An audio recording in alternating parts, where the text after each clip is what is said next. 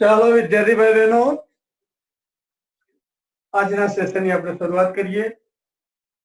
આપણે ઝડપથી અગાઉના મુદ્દાનું પુનરાવર્તન કરી લઈએ. ભૌતિક રાશિ કોને કહેવાય? તો જેનું માપન થઈ શકે એને ભૌતિક રાશિ કહે છે. ભૌતિક રાશિના સામાન્ય રીતે આપણે 3 પ્રકાર પાડ્યા છે: મૂળભૂત ભૌતિક રાશિ, સાધિત ભૌતિક રાશિ અને ત્રીજો પ્રકાર કયો છે? કોણ કહે છે? પૂરક રાશિ. પૂરક ભૌતિક રાશિ. બરોબર. મૂળભૂત રાશિઓ, સ્વતંત્ર રાશિઓ, જે બીજી રાશિઓ પર આધારિત ના હોય. આપણા પ્રધાનમંત્રી શ્રી આત્મનિર્ભર ભારતની વાત કરી હતી. સ્વતંત્ર ભારત, કોઈ પણ ચીજ વસ્તુઓ પર બીજા પર આધારિત ના હોય એવું ભારત. બસ આપણી આ 7 મૂળભૂત રાશિઓ પણ એવી જ છે, આત્મનિર્ભર રાશિઓ. કઈ છે? દળ, અંતર, સમય, વિદ્યુત પ્રવાહ, થર્મોડાયનેમિક તાપમાન, જ્યોતિ તીવ્રતા, પદાર્થનો જથ્થો. મૂળભૂત રાશિઓ પરથી જે રાશિઓ મેળવી શકાય છે એનું નામ આપ્યું સાધિત રાશિઓ. એસઆઈ બુદ્ધિમાં કેટલી મૂળભૂત રાશિઓ છે? 7. જ્યારે સાધિત રાશિઓ અસંખ્ય છે. જ્યારે પૂરક ભૌતિક રાશિઓ આપણા એનસીઈઆરટી ના અભ્યાસક્રમ મુજબ 2: સમતલ કોણ અને ઘન કોણ. સમતલ કોણ એટલે આપણે જે ખૂણો માપીએ છીએ જ કોણ માપક વડે જે તમે ખૂણો માપ્યો, સમતલ કોણ. અને સમતલ કોણનો એકમ કયો છે? રેડિયન. સમતલ કોણનો એકમ કયો છે? રેડિયન. એટલે ધારો કે વર્તુળ છે,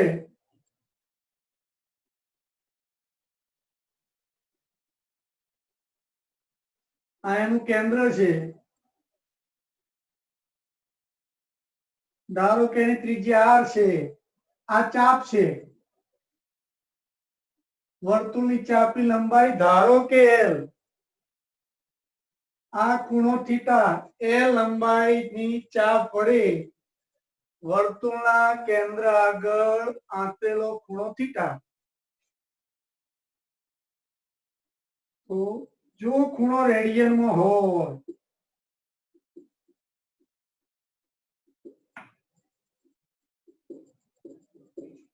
તો કયું સૂત્ર વપરાય? ખૂણો બરાબર ચાપ ભાગ્યા ત્રિજ્યા, L બાય R. એને પારિમાણિક સૂત્ર નથી. યાદ કરો, રેડિયન અને અંશ એટલે ડિગ્રી વચ્ચેનો સંબંધ કોને આવડે છે? 80 ડિગ્રી બરાબર પાઈ રેડિયન. હા, એક સારી રીત આ છે યાદ રાખવાની. 180 ડિગ્રી બરાબર પાઈ રેડિયન. ટૂંકમાં પાઈ લખીએ એટલે રેડિયન લખતા નથી, પણ સમજી લેવાનું પાઈ રેડિયન. એના પછી સંબંધ આવી જાય, એક અંશ બરાબર પાઈ ભાગ્યા 180. અને પાઈ નું મૂલ્ય આપણે સામાન્ય રીતે કેટલું લઈએ છીએ? 3.14. ભાગાકાર તમે ઘરે કરી શકો. એક અંશ બરાબર કેટલા રેડિયન થઈ જાય? એક અંશ તમે કોણ માપકમાં જુઓ છો તો નાનો ખૂણો કેટલો છે કોણ માપકમાં? એક અંશનો. હવે એક અંશના 60 ભાગ પાડીએ તો 1 મિનિટ કહેવાય. 1 મિનિટ આ તે લખાય, વંચાર તે 1 મિનિટ લખાય, 1 મિનિટ. તો એક અંશના 60મો ભાગ, એક અંશનો પણ 60મા ભાગને શું કહેવાય? 1 મિનિટ. અને 1 મિનિટના એક અંશ તો તમે જો ને કોણ માપકમાં નાનું જે સ્કેલ હોય છે, બે આડા કાપા હોય છે, એમની વચ્ચેનું અંતર કેટલું હોય છે? 1 અંશ. એક અંશનો 60મો ભાગ એટલે 1 મિનિટ. અને 1 મિનિટનો 60મો ભાગ એને 1 સેકન્ડ કહેવાય. અને 89 1 સેકન્ડ, 1 મિનિટનો 60મો ભાગ, 1 સેકન્ડ બરાબર કેટલા રેડિયન? બરોબર. ચલો પ્રશ્ન આવો છે, 1 સેકન્ડ બરાબર ખાલી જગ્યા રેડિયન. ચલો પહેલા 1 સેકન્ડ એટલે 1 મિનિટનો 60મો ભાગ. 1 મિનિટ એટલે 1 અંશનો 60મો ભાગ. 1 મિનિટ એટલે 1 અંશનો 60મો ભાગ, 1 અંશનો 36મો ભાગ.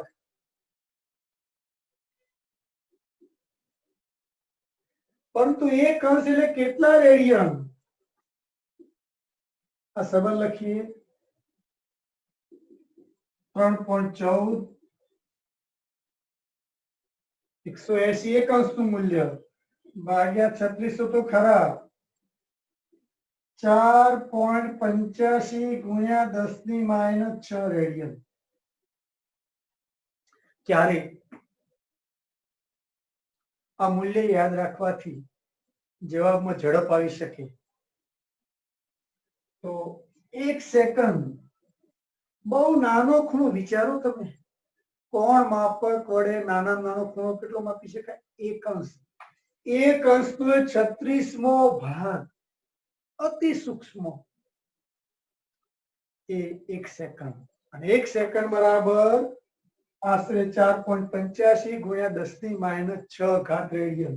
હવે આપણે જે 7 મૂળભૂત રાશિઓ છે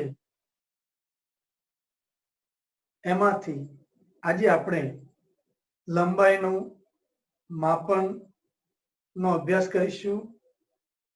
એ માટે કઈ પદ્ધતિઓ છે, એમાં એક અગત્યની પદ્ધતિ જે આપણા અભ્યાસક્રમમાં છે, દ્રષ્ટિ સ્થાન ભેદની રીત, પેરેલેક્સ મેથડ નો પણ આજે આપણે અભ્યાસ કરીશું.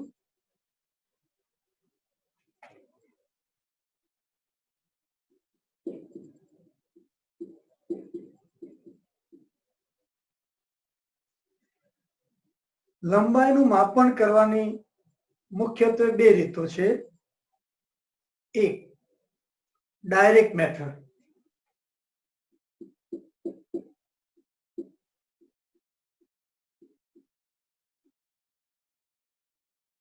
ડાયરેક્ટ મેથડ એટલે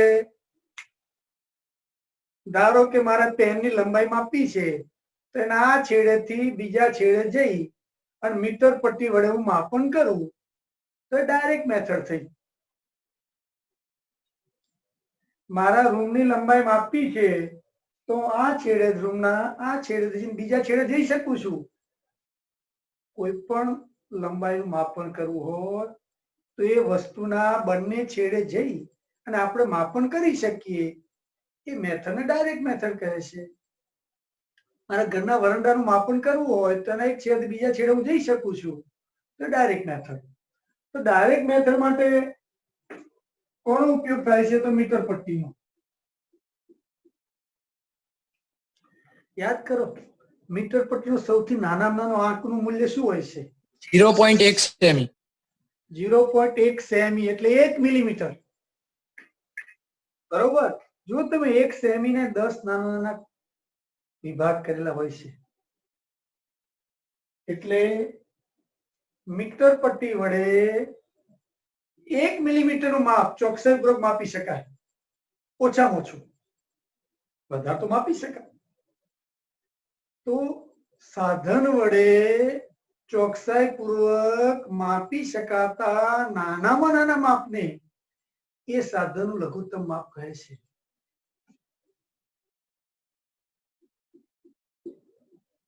સાધન વડે ચોકસાઈપૂર્વક માપી શકાતા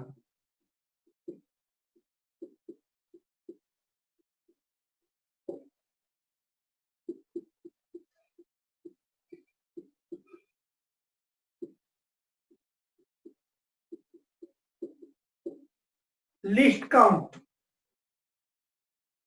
તો આપણું મીટર પટ્ટીનું લઘુત્તમ માપ કેટલું થયું? 1 મિલીમીટર.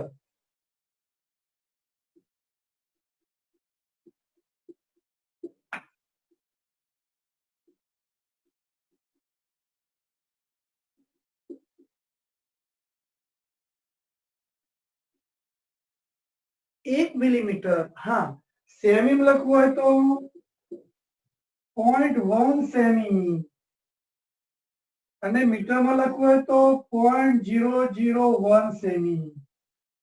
0.001 સેમી સામાન્ય રીતે આપણે વૈજ્ઞાનિક પદ્ધતિમાં લખીશું અને 0.001 મીટર એને 10⁻² મીટર પર લખીશું.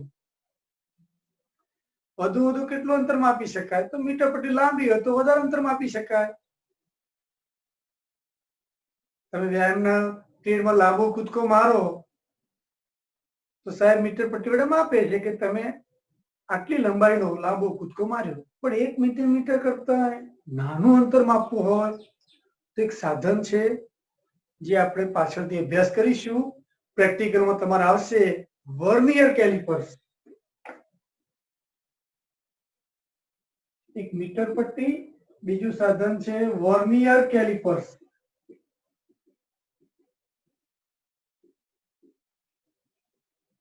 આ વર્નિયર કેલિપર્સ નું લઘુત્તમ માપ મીટર પટ્ટીના લઘુત્તમ માપ કરતે 10મા ભાગનું.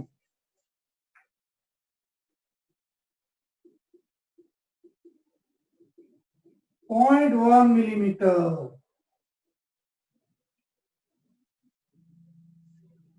0.1 મિલીમીટર એટલે 0.01 સેન્ટીમીટર. 0.001 મીટર એટલે કે 10⁻³ આ 10⁻³ સોરી આ 10⁻⁴ મીટર. એના કરતા સૂક્ષ્મ માપ માપવું હોય તો સ્ક્રૂ ગેજ અથવા માઇક્રોમીટર સ્ક્રૂ શબ્દ વપરાય છે. આ બંને સાધનો આપણે થિયરિકલ અભ્યાસ કરવાના છીએ આ પાઠના અંતે, અને પ્રેક્ટિકલમાં તમારે બંને સાધનો વડે પેનની જાડાઈ, ગોળાનો વ્યાસ, તારનો વ્યાસ આ માપન તમે કરશો ત્યારે વિસ્તૃત ખ્યાલ આવશે. અત્યારે તો જરા નામ યાદ રાખી લો. Micrometer screw.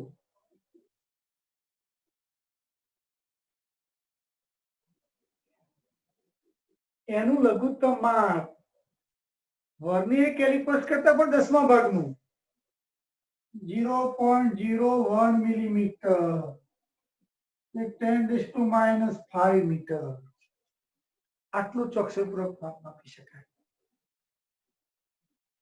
આનાથી પણ સૂક્ષ્મ અંતરોનું માપન થઈ શકે છે. તો ડાયરેક્ટ મેથડમાં સામાન્ય રીતે આપણે આ 3 સાધનોનો અભ્યાસ કરીશું. મીટર પટ્ટી તો આપણે જાણીએ છીએ. વર્નિયર કેલિપર્સ અને માઇક્રોમીટર સ્ક્રૂનો તમે પ્રેક્ટિકલ કરશો. સાથે સાથે આપણે થિયરિકલ દાખલાઓ આ પાઠના અંતે લઈશું. પરંતુ હવે ધારો કે મારે આપણે પાટણમાં 3 દરવાજા છે એની ઊંચાઈ માપવી હોય, અથવા પાટણ અને મહેસાણા વચ્ચેનું અંતર માપવું હોય, અથવા પૃથ્વી અને ચંદ્ર વચ્ચેનું અંતર માપવું હોય, પૃથ્વી અને સૂર્ય વચ્ચેનું અંતર માપવું હોય, તો કે બંને છેડે આપણે જઈ શકતા નથી સામાન્યતઃ.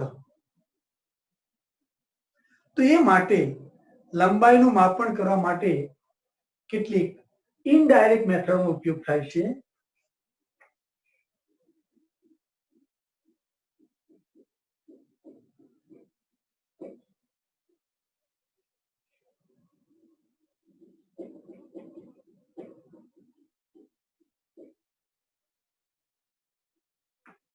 તો લંબાઈનું માપન કરવા માટે ત્રિકોણમિતિની મદદથી લંબાઈનું માપન કરી શકાય. તમને થાય કઈ રીતે? ધારો કે આપણે પાટણના 3 દરવાજા છે એની ઊંચાઈ માપવી છે. ઊંચાઈ એટલે લંબાઈ છે ભાઈ. ધારો કે આ 3 દરવાજા દર્શાવ્યા, મેં એનું ટાવર દર્શાવ્યું. તમે ઊભા છો, આ લંબાઈ માપી લો. તમે ધારો કે x છે, માપી શકો. મીટર પટ્ટીથી માપન કર્યું તમે, અમુક અંતરે ઊભા રહ્યા, પછી કોણ માપક ગોઠવો. અહીં કોણ માપક આ રીતે ગોઠવવાનું થશે તમારે.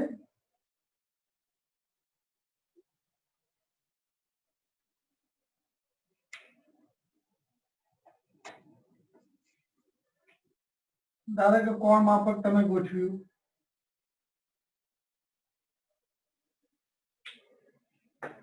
તમારા કંપાસ પેટીમાં કોણ માપક એના કરતા મોટા કોણ માપક આવે છે. ચલો એની મદદથી કોણ માપકની મદદથી તમે આ ખૂણો માપ્યો. ધારો થીટા. ધારો કે ટાવરની ઊંચાઈ વાય છે. તમે એક જાણો છો મીટર પ્રતિ ત્યાં માપી શકો. તમે કોણ માપક ત્યાં થીટાનું માપન કરી શકો. તો આપણે જાણીએ છીએ tan થીટા બરાબર y upon x. સામેની બાજુ ભાગ્યા પાછળની બાજુ, તો y બરાબર x tan થીટા. આના પરથી તમે આપણા ટાવરની ઊંચાઈ પર માપન કરી શકો. તો ઇનડાયરેક્ટ મેથડ થી કે ટાવરની ટોચ પર તમે ચડ્યા નહોતા, પણ ત્યાર પછી દર ટાવર હતું તો એના આપણે તળિયે જઈ શક્યા હતા. પણ પર્વત હોય તો પર્વત આવો છે.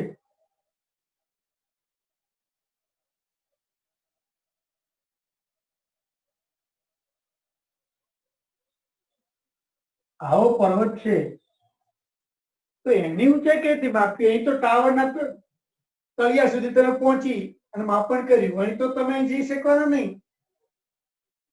તો ત્યાં પણ તમને ત્રિકોણમિતિ મદદ કરશે. જો કઈ રીતે? ધારો કે ચલો તમારે એ બિંદુ છે, કોણ માપક થી ચલો તમે ખૂણો θ1 માપ્યો, આ y1 છે. ધારો કે આ x1. ચલો કયું સૂત્ર થશે? tan θ1 બરાબર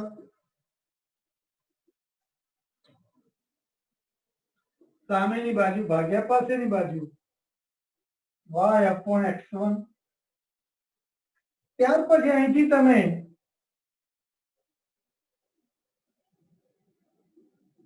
કેટલાક દૂર ગયા, ધારો 100 મીટર દૂર ગયા અને બી બિંદુથી ફરી પાછું કોણ માપકનો ઉપયોગ કર્યો. કોણ માપકનો ઉપયોગ કરીને તમે θ2 માપ્યો. તો tan θ2 બરાબર શું થશે? y છેદમાં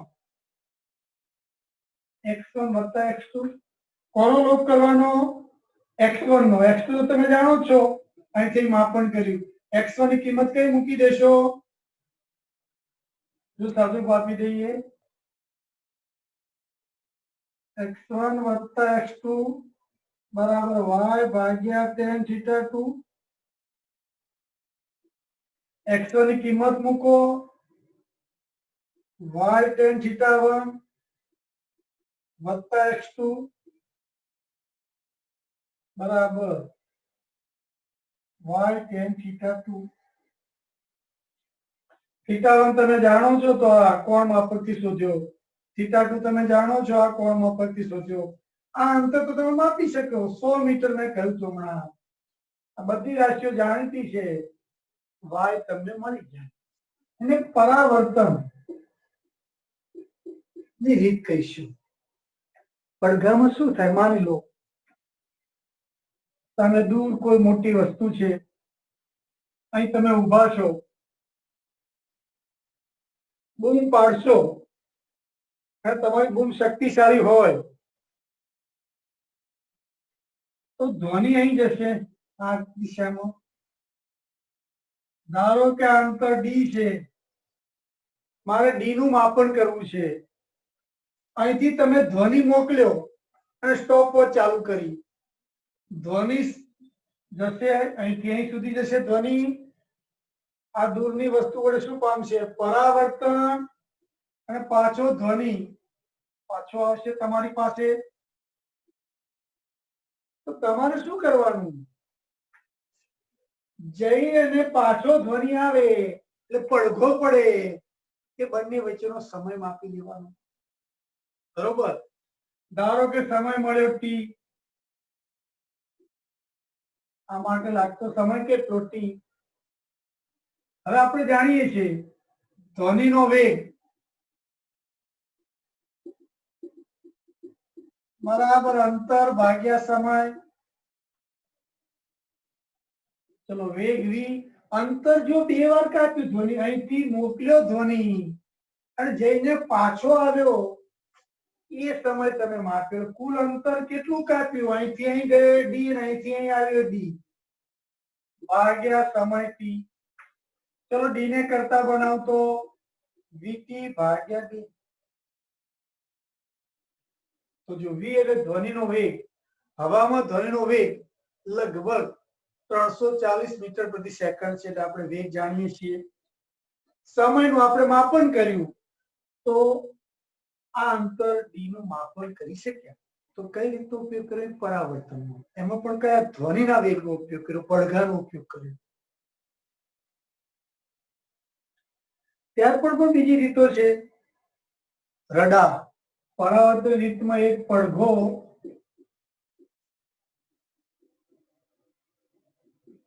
બીજી રડાર છે. તમને ખ્યાલ હોય તો અવકાશમાં ઉડતું દુશ્મનનું વિમાન તમારાથી કેટલું દૂર છે એ જાણવા માટે રડારનો ઉપયોગ થાય છે. રડાર એક શોર્ટ ફોર્મ છે, રેડિયો ડાયરેક્ટિંગ એન્ડ રેન્જિંગ. એમાં શું કરવામાં આવે છે? એમાં માઇક્રો તરંગો મોકલવામાં આવે છે ટ્રાન્સમીટર માંથી વિમાન તરફ અથવા દૂરની કોઈ વસ્તુ તરફ. માઇક્રો તરંગો મોકલવામાં આવે છે અને માઇક્રો તરંગો એ વસ્તુ પરથી પરાવર્તન પામી પાછા રિસીવર વડે ઝીલવામાં આવે. આપણા મોબાઈલમાં પણ માઇક્રો તરંગોનો ઉપયોગ થાય છે, ટીવીમાં. તો ધારો કે આપણે યાદ કરો, આપણે ધારો ઘરનું ડીટીએચ ટીવી કઈ રીતે કામ કરે છે? ધારો કે દિલ્હી દૂરદર્શન પોતાનામાંથી રેડિયો તરંગો અવકાશમાં મોકલે. અવકાશમાં ઉપગ્રહ ચડાવેલો હોય એ આ તરંગોને ઝીલે અને પછી એનું પરાવર્તન કરે અને પરાવર્તન કરી પૃથ્વી પર પાછા મોકલી આપે. ત્યાં ટ્રાન્સમીટર એટલે દિલ્હી અને રિસીવર એટલે આપણા ઘરની ડીશ અલગ અલગ સ્થાને હોય છે. રડારમાં એવું નથી હોતું. ટ્રાન્સમીટર રિસીવર એક જ સ્થાન, એક જ વાહનમાં હોય. ધારો કે અહીંથી આ સ્થાન ટ્રાન્સમીટર છે, પ્રકાશના તરંગો ગયા, પરાવર્તન પામીને પાછા આવ્યા, આ રિસીવર હોય. અહીં પણ અંતર તો બે વાર કપાય છે ડી. સૂત્ર તો આનું આ જ, પણ અહીં વીએસ શું હતો? ધ્વનિનો વેગ હતો. અહીં પડઘામાં. રડારમાં વી એ રેડિયો તરંગોનો વેગ છે. તો રડારમાં પણ જુઓ તમે અંતર ડી કઈ રીતે માપી શકાય? આ સૂત્રથી વીટી બાય 2. પરંતુ અહીં વી એ ધ્વનિનો વેગ હતો, અહીં વી એ રેડિયો તરંગોનો વેગ. રેડિયો તરંગો સામાન્યતઃ પ્રકાશના વેગથી ગતિ કરે છે.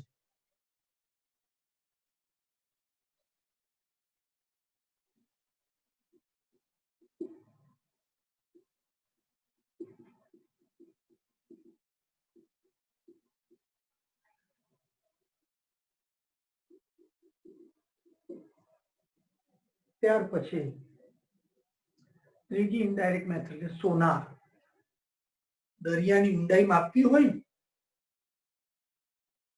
અથવા સમુદ્ર એટલે આપણી સબમરીન થી દુશ્મન સબમરીન કેટલી દૂર છે એ અંતર જાણવું હોય તો સોનારનો ઉપયોગ થાય છે. સાઉન્ડ વેવનો ઉપયોગ થાય, પણ અલ્ટ્રાસાઉન્ડ ધ્વનિ તરંગોનો વેગ પણ બહુ ઊંચી આવૃત્તિ વાળા, સોનોગ્રાફી શબ્દ સાંભળ્યો છે ને, એમાં પણ ઊંચી આવૃત્તિ વાળા ધ્વનિ તરંગોનો ઉપયોગ થાય છે. એમાં પણ આ જ રીત છે, પરાવર્તનની રીત છે. માની લો દરિયાની ઊંડાઈ માપવી હોય, ધારો કે સપાટી છે, આ તળિયું છે, તો ધ્વનિયા તરંગો અહીં જાય, પરાવર્તન પામી પાછા આવે. અહીં પણ અંતર તો બે વાર જ કાપશે. તો આ સૂત્રનો ઉપયોગ થશે, ડી બરાબર વીટી બાય 2. પણ અહીં વી શું થશે? ઉચ્ચ આવૃત્તિ વાળા ધ્વનિ તરંગોનો વેગ અલ્ટ્રાસાઉન્ડ ઊંચી આવૃત્તિ સામાન્ય રીતે આપણે બોલીએ છીએ ને એની આવૃત્તિ 300 થી 400 હર્ટ્ઝ હોય છે. આવૃત્તિ જાણો છો ને, એક સેકન્ડમાં થતા દોલનોની સંખ્યા. હું બોલું છું ને આવૃત્તિ 340 હર્ટ્ઝ હોય એનો તેવો થયો કે મારા સ્વર પેટીમાં આવેલા સ્વર તંતુઓ એક સેકન્ડમાં 340 દોલનો કરે છે. મારા કરતા તમારી આવૃત્તિ સહેજ જુદી હોય તો આવી આ નાની આવૃત્તિ કહેવાય. ઉચ્ચ આવૃત્તિ વાળા ધ્વનિ વાપરવાનો. સૂત્ર તો આ જ છે, પણ વી એટલે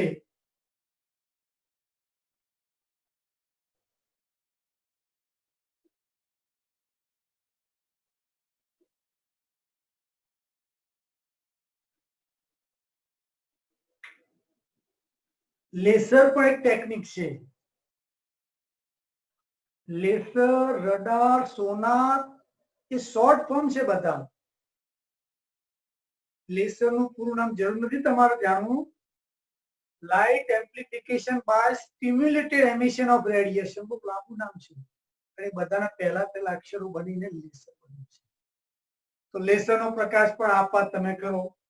શક્તિશાળી લેસર તો દૂર સુધી જઈ શકે અને પ્રકાશનું પરાવર્તન પાછું તમારે ત્યાં આવે. ત્યાં લેસરનો વેગ એટલે પ્રકાશના વેગ જેટલો.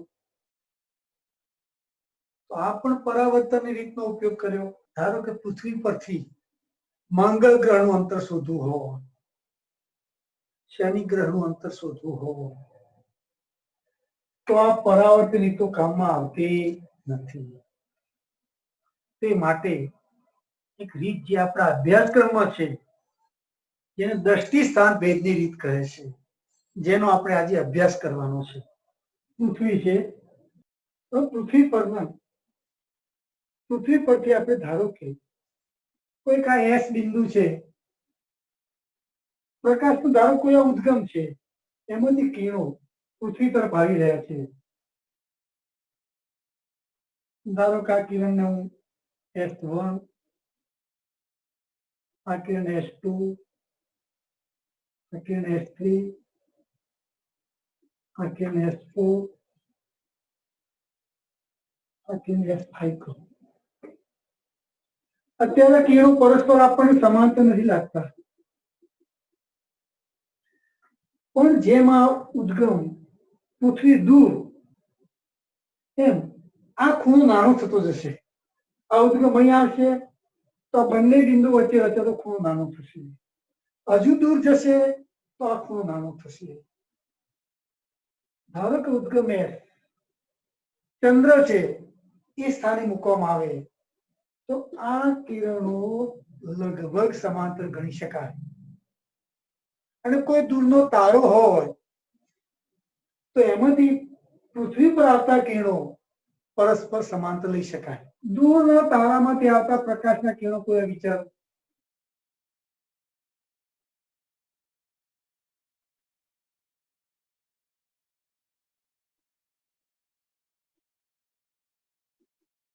આ કિરણો પરસ્પર સમાંતર છે. ધારો કે અહીં આપણો ચંદ્ર આવેલો છે, મૂન. મારે પૃથ્વીથી આ ચંદ્રનું અંતર શોધવું છે દ્રષ્ટિસ્થાન ભેદની રીતનો ઉપયોગ કરીને. તો પહેલા તો દ્રષ્ટિસ્થાન ભેદની રીત કેમ કે એની ચર્ચા કરી લઈએ.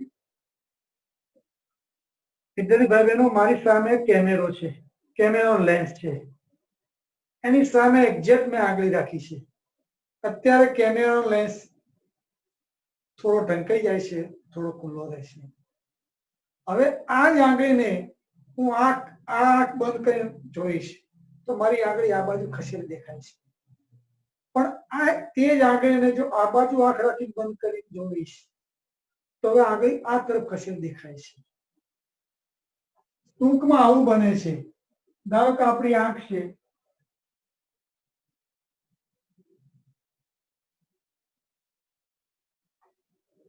આ પેન છે, તો આંખમાંથી નીકળતું આ દ્રષ્ટિ કિરણ, બીજી આંખમાંથી નીકળતો દ્રષ્ટિ કિરણ, જ્યાં છેદે ત્યાં મને પેન દેખાતી હતી. સ્વાભાવિક છે આંખ બંધ કરું એટલે પેન મને આ બાજુ ખસેડી દેખાશે અને આંખ બંધ કરું એટલે પેન આ બાજુ ખસેડીમાં દેખાશે પણ બંને આંખ ખુલ્લી હોય ત્યારે મને પેન અહીં દેખાશે તો બંને દ્રષ્ટિ કિરણ વચ્ચે જે ખૂણો રચાય એ ખૂણાને દ્રષ્ટિ સ્થાન ભેદ કોણ કહે છે તો પહેલા તો ધારો કે બે સ્થાન નક્કી કરું ધારો કે એ સ્થાન છે આ બી સ્થાન છે પૃથ્વી પરના બે સ્થાનો છે આ બે સ્થાનો ગમે ત્યાં લઈ શકાય ધારો કે પાટણ અને ચેન્નઈ આ બંને સ્થાનો લઈએ અથવા દૂર લીધું છે તો આપણું પાટણ અને ન્યુયોર્ક લઈએ તો પાટણ અને ન્યુયોર્ક માં બંને સ્થાને ધારો કે વેધશાળા આવેલી છે બંને વેધશાળાઓ છે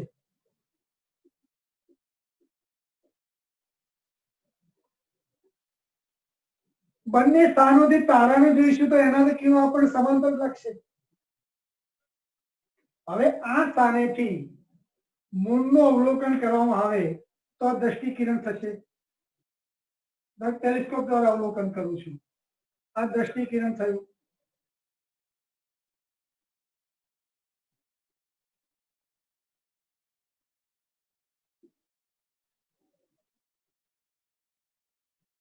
આ બી સ્થાનથી થતું દ્રષ્ટિ કિરણ છે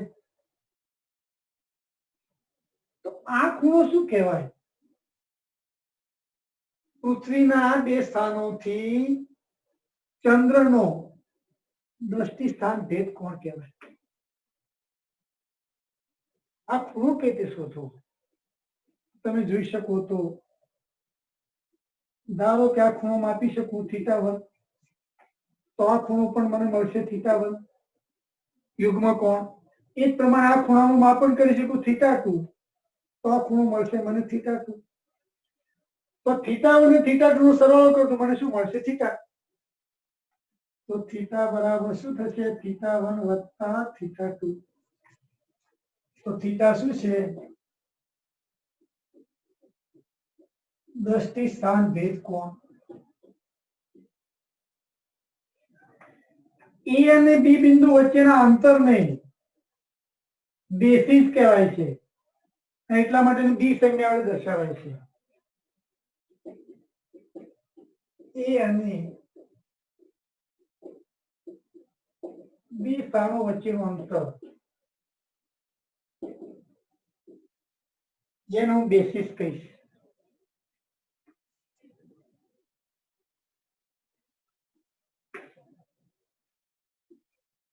બી પૃથ્વીથી મંગળનું અંતર સોરી પૃથ્વીથી ચંદ્રનું અંતર તમને એવું જ લાગે કે સાહેબ પૃથ્વીથી ચંદ્રનું અંતર તો આ છે આના જુદું છે એ તો મેં પૃથ્વી નાની દોરી છે ચંદ્ર નાનો દોર્યો છે અંતર ઘણું ઓછું દર્શાવ્યું છે એટલે તમને લાગે કે આના કરતા અંતર વધારે છે એવું આ ખૂણો એકદમ નાનો છે એક અંશ અથવા કેટલીક વાર બહુ દૂરનો ગ્રહ હોય તો એનાથી પણ નાનો ખૂણો બને એટલા માટે આ ત્રણેય એકબીજાને સમાંતર ગણવાના તો ડી પૃથ્વી અને ગ્રહ અહીં ધારો કે ચંદ્ર છે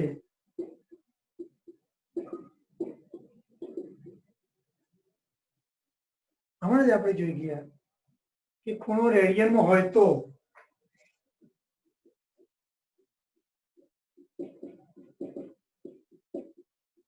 ખૂણો બરાબર 4 ભાગ્યા ત્રિજ્યા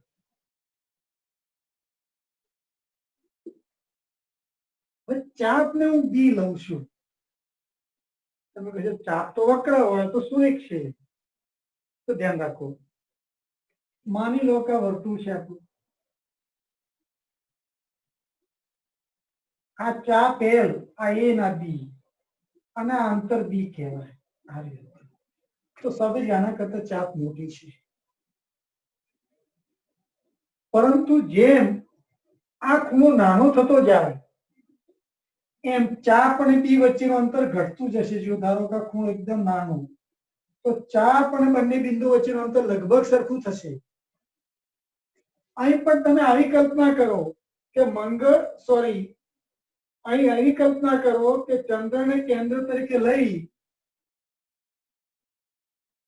અને આવી મોટી ત્રિજ્યાનું તમે વર્તુળની કલ્પના કરો. તો આ મોટા વર્તુળની ત્રિજ્યામાં આ ઘણું નાનું ગણાય અને આ ખૂણો પણ નાનો છે અને ખૂણો નાનો હોય તો બી બરાબર શું લઈ શકાય એલ. એટલે ચાપની જગ્યાએ હું બી લઈશ.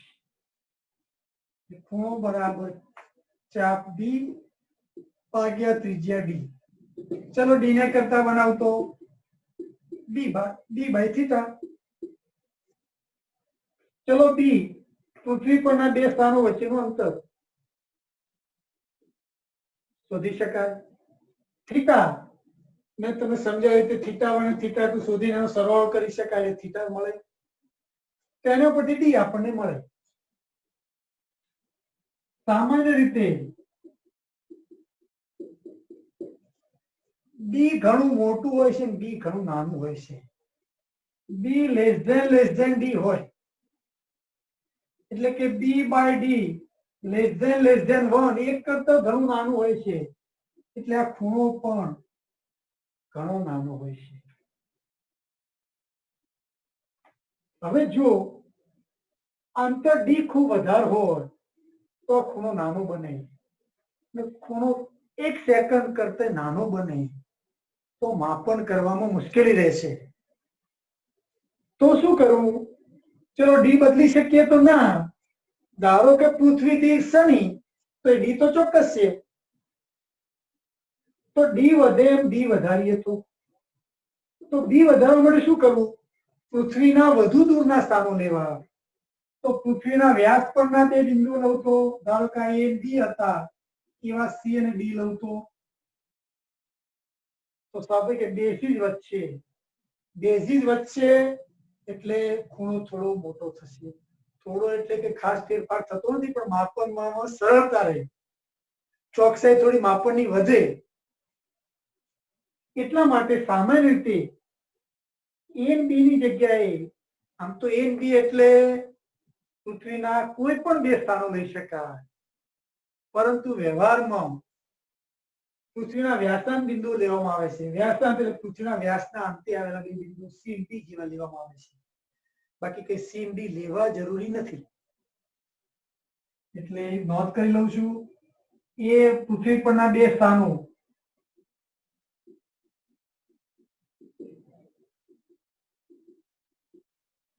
એ અને બી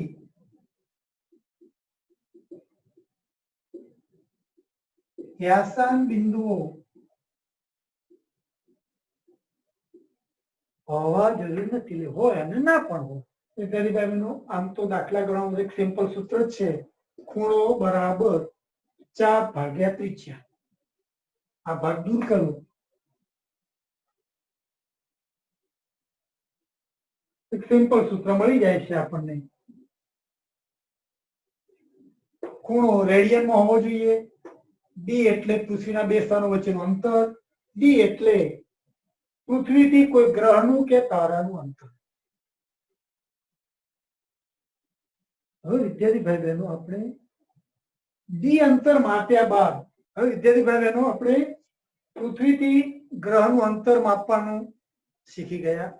હવે આ અંતર જાણતા હોઈએ તો ગ્રહનો વ્યાસ કેવી રીતે શોધી શકાય એની સમજ કેળવીએ.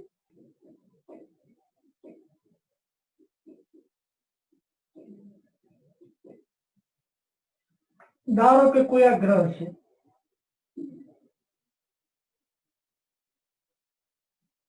આ એનો વ્યાસ છે ડી. આ આપણી પૃથ્વી છે.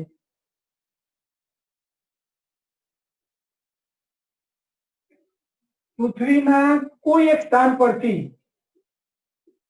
ગ્રહના વ્યાસ તરફ દ્રષ્ટિકોણ લઈએ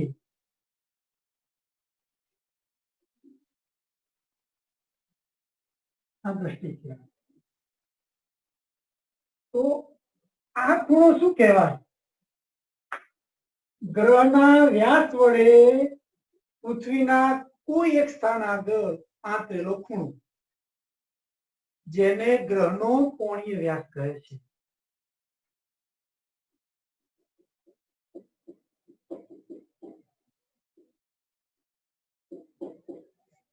વિદ્યાર્થી ભાઈ બહેનો, તમે ધોરણ 10 માં કોઈ મકાન વડે કોઈ બિંદુ આગળ આંતરાતો ખૂણો નો અભ્યાસ કરી ગયા. ધારો કે કોઈ મકાન છે AB, તો આ બિંદુ આગળ મકાન વડે કેટલો ખૂણો રચાશે? તો તમે શું કરો છો? મકાનના તળિયા અને ટોચમાંથી આ બિંદુને જોડતી રેખાઓ દોરો છો. તો આ ખૂણાને તમે શું કહેતા હતા? મકાન વડે આ બિંદુ આગળ રચાયેલો ખૂણો. એવી રીતે આલ્ફા શું છે? ગ્રહના વ્યાસ વડે પૃથ્વી પરના કોઈ એક સ્થાન આગળ આંતરેલો ખૂણો. આલ્ફા માપી શકાય. ડી આપણે દ્રષ્ટિસ્થાન ભેદની રીતથી શોધીએ તો ખૂણો આલ્ફા બરાબર શું થશે? 4 ભાગ્યા ત્રિજ્યા ડી બાય ડી, જ્યાં ડી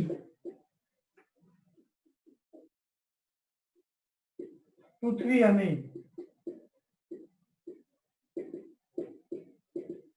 ગ્રહ વચ્ચેનું અંતર. ડી જાણીએ છીએ, આલ્ફા જાણીએ છીએ, તો સ્મોલ ડી શોધી શકાય. સ્મોલ ડી બરાબર આલ્ફા ડી. પણ કાળજી કઈ રાખવાની? જ્યારે પણ આ સૂત્ર પર તમે દાખલા ગણો ત્યારે ખૂણો રેડિયનમાં હોવો જોઈએ. કેમ? ખૂણો રેડિયનમાં હોય તો જ ખૂણો બરાબર 4 ભાગ્યા ત્રિજ્યા સૂત્ર સાચું છે. ચલો, બંનેમાં શું તફાવત છે? તો અહીં પૃથ્વીના બે સ્થાનો પરથી ગ્રહનું અવલોકન કરવાનું છે અને એક સાથે અવલોકન કરવાનું છે. એક સાથે કેમ? તો પૃથ્વી ભ્રમણ કરે છે. તેથી જો એક સાથે અવલોકન ન કરવામાં આવે તો માપનમાં ત્રુટિ આવે, ભૂલ આવે. જ્યારે પૃથ્વીના એક સ્થાન પરથી અવલોકન કરવાનું છે. આ રીતનો ઉપયોગ કરીને ડી શોધવાનું છે, જેનો અહીં ઉપયોગ કરવાનો છે.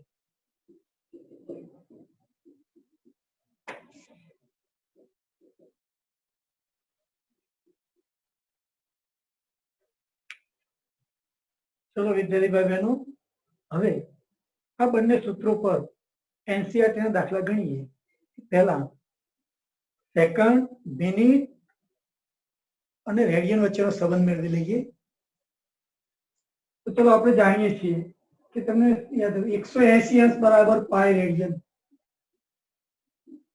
તો 1 અંશ બરાબર શું થશે? પાઈ અપોન 180 રેડિયન.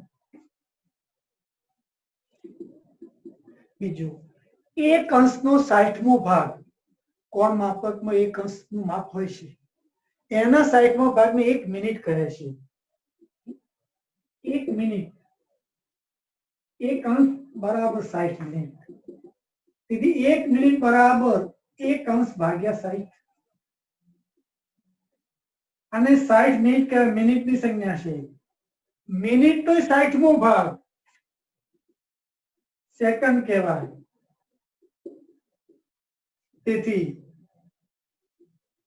1 મિનિટ બરાબર 60 સેકન્ડ.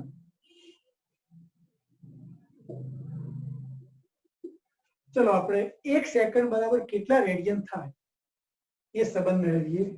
ચલો પહેલા 1 સેકન્ડ, તો 1 સેકન્ડ ને પહેલા મિનિટમાં ફેરવો તો 1 મિનિટ ભાગ્યા 60. હવે 1/60 તો ખરા, હવે 1 મિનિટ છે એને અંશમાં ફેરવો, 1 અંશ ભાગ્યા 60. હવે 1 અંશ છે એને રેડિયનમાં ફેરવો, પાઈ અપોન 180. પાઈ એટલે 3.14 છેદમાં 3600 ગુણ્યા 180. કેલ્ક્યુલેટર મદદથી સાદુરૂપ આપો.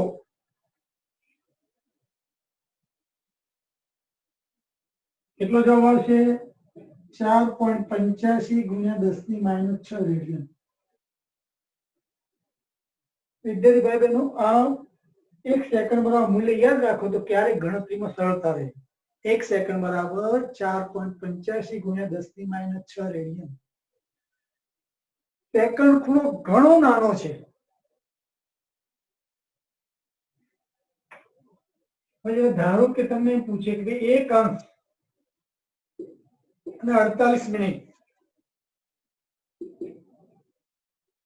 તો કેટલા રેડિયન? તો પહેલા શું કરવું પડે તમારે? 1 અંશને તમે 60 મિનિટમાં રૂપાંતર કરો, વત્તા કેટલી આ 48 મિનિટ, 108 મિનિટ થઈ. હવે મિનિટને તમે અંશમાં ફેરવો, 1 અંશ ભાગ્યા 60. 1 અંશ એટલે પાઈ upon 180, 108 ગુણ્યા 3.14, 60 ગુણ્યા 180. સાદુરૂપ આપો તો જે આવશે શું મળશે તમને? રેડિયનમાં મળશે. ચલો 1 અંશ અને 30 મિનિટ. ચલો 1 અંશ એટલે 60 મિનિટ વત્તા 30 મિનિટ 90 મિનિટ. મિનિટ અંશમાં ફેરવીએ,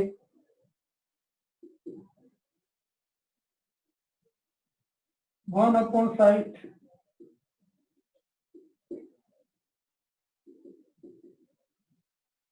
અંશને રેડિયનમાં ફેરવીએ,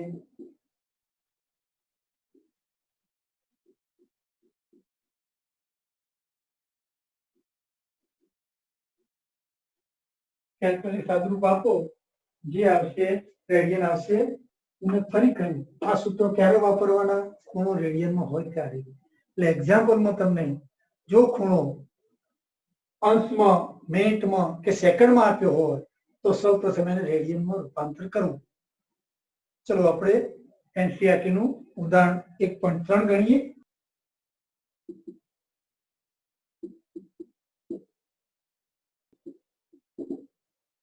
તો પહેલા થીટા જે આપ્યું છે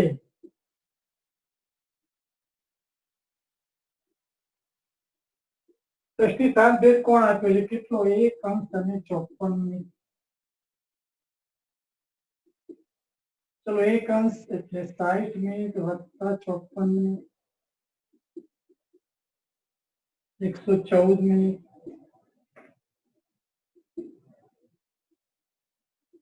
114 મિનિટ એટલે 1 મિનિટ, 1 મિનિટ એટલે 1 અંશ ભાગ્યા 60.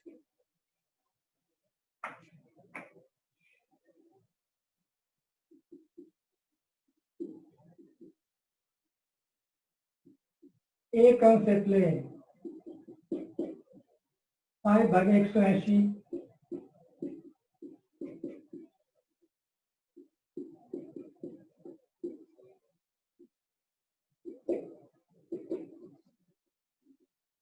ધારો પૂરેપૂરું સાદુરૂપ ના આપો તો ચાલે, એના પછીના સૂત્રમાં ઉપયોગ કરી લઈશું. આટલો રેડિયન, ધારો કે આટલો રેડિયન. અહીં જો વ્યાસાંગ બિંદુ આપ્યા છે પૃથ્વીના,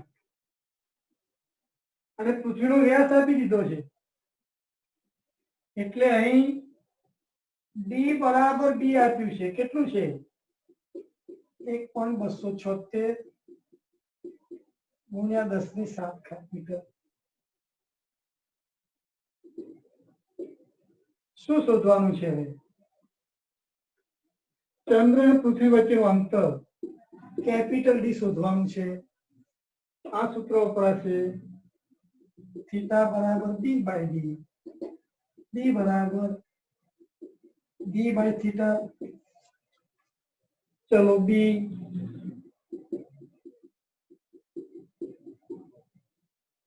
થીટાનું મૂલ્ય